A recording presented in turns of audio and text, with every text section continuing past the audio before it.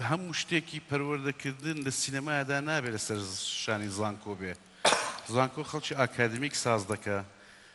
گفتوگۆ و دیالۆگی ئێوارەی شەشەمی دیداری سلێمانی بۆ فیلم لە پێناو دەستخستنە سەر گرفتەکانی بەردەم فیلمی کوردی و دۆزینەوەی چارەسەری پێویست بوو بۆ ڕزگارکردنی فیلم و پیشەسازی فیلمی سینەمایی لەو قەیرانەی تێکەوتووە. کێشە زۆرە بەڵام شتی سەرەکی هەیە چۆن فۆند بدۆزینەوە چۆن کارتی تایبەت حکوومەت دەوری چیە لەوێ بە تایبەتی ئێمە چاوەڕێ ئەوەینە حکوومەتی نوێ بێ و پەرلەمانی نوێ بێ بە نەخشەیەکی تازە ئیش بکە و بتوانێ هەموو لایەنەکان ینی کەم و کورتیەکان دابپۆشێ ئەو قەیرانانە کە هەن لەوانەیە قەیرانی ناو هونەر و ڕۆشنبیری و بە تایبەتی لە سینەما و لە شانۆ شتی باش ئامادەکرایە دراسەیەکی باش ئامادەکرایە هەموو شت ڕوونە و دیارە هەموو ئەو شۆڕژێڕانەی کە ئەمڕۆیان بۆ ئێمە دروست کردەوە بە کلاشنکۆف و گولە ئەمەیان بەدەستێنەوە ئەگەر مەبەستم تێبگەن بینەران تێبگەن لە مەبەستم ئەوەیە ئێمە سینەما وەکو شۆڕشێک ئەبێ بەرپای بکەین کوشتنیتیان نیە فیشەکیتیان نییە کەواتە ئەبێ زوو دەست لەسەر ئەو برینانەدا بنین کە من پێم وایە برینی زۆر بچووکن ئێستا ئێمە سینەمایەکمان هەیە لە سەرانسەری دنیا ناسراوە من زۆرتر لە قاهیرە ژیام 9 ساڵ سینەمای کوردی لە قاهیرە من ئوستازی جامیعیم بینیوە کە لە بەردەم کامیرە سوێن خواردووە کە سینەمای میسری ناگاتە سینەمای کوردی لە ئارت و لە کوالەتیە بەڵام ئێمە گرفتی ترمان هەیە کە زۆر گەورەیە ئەوەی کە بنمونە لە میسر نییە ئێمە گرفتی جەماوەریمان هەیە سینەما چۆن بکەین بە جەماوەری ئەو کەسانەی لە کۆتا ڕۆژدا گفتوگۆیان کرد لەبارەی کێشە و گرفتەکانی فیلمی کوردی ئەویان خستە ڕوو کێشەکان جۆرا و جۆرن و هونەرمەندان هاتوونەتە سەرخەت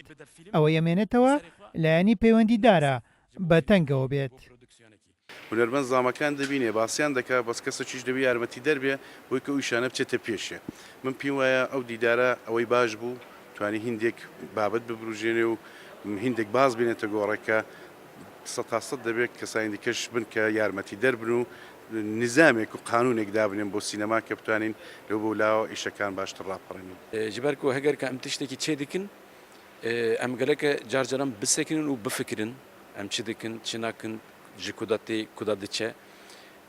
him weke sînemager filmçêker di navbera xwe de him jî bi temaşan re bi temaşevan re bi gel re em gereke ew nîqaşan çê bikin lêrê jî nêzîkî sê saeta em li ser diaxifin